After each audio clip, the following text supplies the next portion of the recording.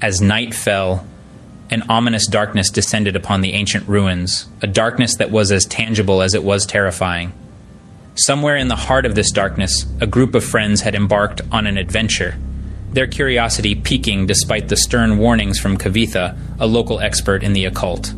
Their laughter echoed through the ruins, a stark contrast to the eerie silence that hung heavily in the air. They were a motley crew, each one as different from the other as chalk and cheese.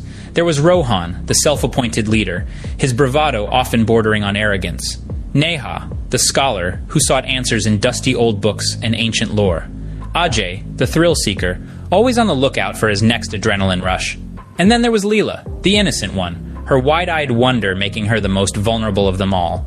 Despite Kavitha's stern warnings, they had ventured into the ruins, their curiosity fueling their determination. They had performed a ritual, their voices chanting in unison, the symbols they drew glowing ominously in the flickering light of their flashlights. But what they had assumed to be just a harmless adventure soon turned into a nightmare. As they stumbled through the ruins, the gravity of their mistake began to dawn on them. The ritual they had performed had not just awakened their fears, but something far more sinister, a malevolent force that lurked in the shadows, feeding off their fear, growing stronger with every passing minute. And then Rohan, the leader, the bravest of them all, vanished. His screams tore through the silence of the night, echoing through the ruins, a chilling testament to the danger they had unwittingly unleashed. The darkness was alive, it was real, and it was closing in fast, its cold, icy fingers reaching out for them, ready to pull them into its depths. His screams echoed through the ruins, a chilling testament to the danger they had unwittingly unleashed. Kavitha found Leela, the innocent girl, cowering in a corner, her eyes wide with terror. With a heavy heart, Kavitha led Leela through the labyrinth of the ancient ruins, their path lit only by the faint glimmer of their flashlights. The darkness seemed to dance around them, a chilling reminder of the power they had unwittingly unleashed. They found themselves at Kavitha's humble abode, a small cottage filled to the brim with ancient tomes and relics. Their task was clear. They needed to reverse the ritual. As they delved into the dusty books, their hearts pounded with a mix of fear and hope. In the midst of their frantic research, they heard a knock.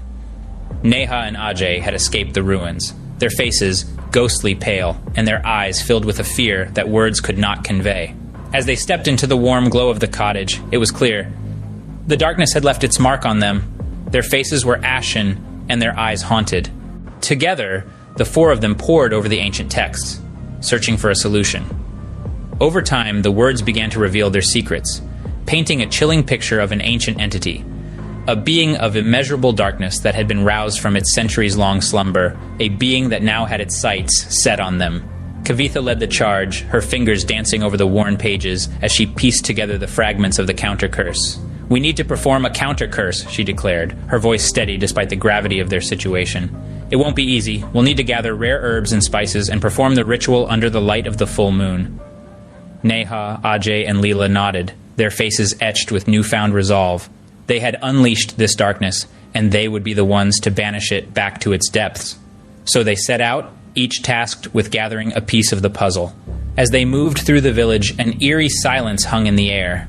They couldn't escape the feeling that they were being watched, that the darkness was trailing their every move, biding its time. Meanwhile, Kavitha was preparing the space for the ritual, drawing symbols of protection and lighting candles to ward off the creeping shadows. Neha, Ajay, and Leela returned one by one, their arms laden with the necessary ingredients. As they began to arrange the items in the ritual circle, a sudden chill swept through the room. The candles flickered ominously, casting dancing shadows on the walls. And then, just as they were about to begin the counter-curse, Leela was gone. "Leela!" Kavitha's cry echoed through the silence, a desperate plea that went unanswered. They looked at each other, their hearts pounding with fear. Leela had been taken by the darkness, and they knew that their time was running out. The darkness was still out there, waiting for its chance to strike. The chilling fact hung in the air, a stark reminder of the grave task that lay ahead. They had to perform the counter-curse, not just for themselves, but for Leela, and for everyone else who might fall prey to the awakened darkness. And then, just as they were about to begin the counter-curse, Leela vanished. The chilling emptiness of her sudden absence echoed louder than any scream. The silence was a cold, sharp blade, slicing through the tension-filled air.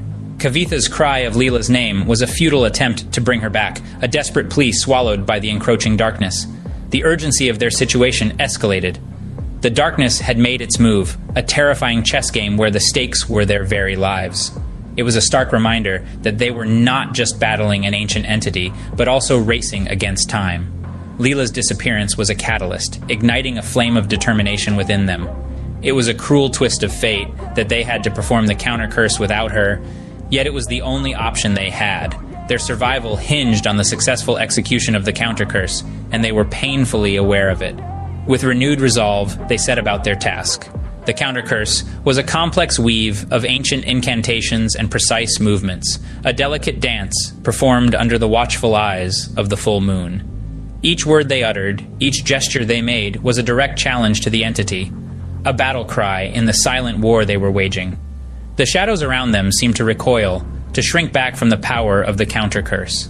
Yet they could feel the darkness watching, waiting, its cold tendrils snaking around the edges of their courage.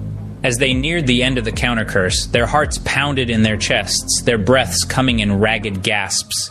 It was a moment suspended in time, the calm before the storm that was sure to follow. Then, with a final resonant incantation, they completed the counter curse. The night held its breath, the silence so profound it was almost deafening.